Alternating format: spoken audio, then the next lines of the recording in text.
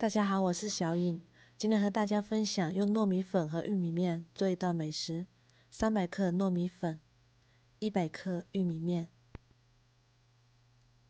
，450毫升凉水，少量多次倒入玉米面中，一边倒一边搅拌，搅拌成这样的糊糊状就可以了。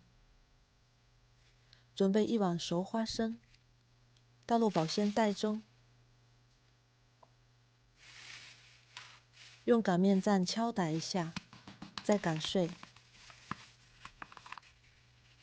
倒入碗中，再加1勺黑芝麻，要熟芝麻，1勺白糖，搅拌均匀备用。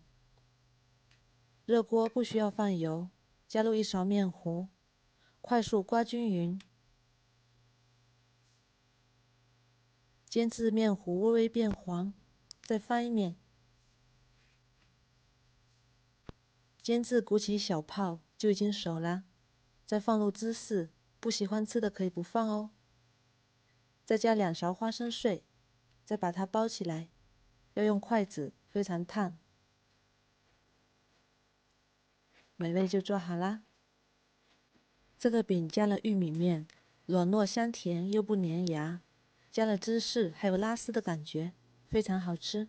喜欢我的视频就关注我吧，谢谢大家的支持。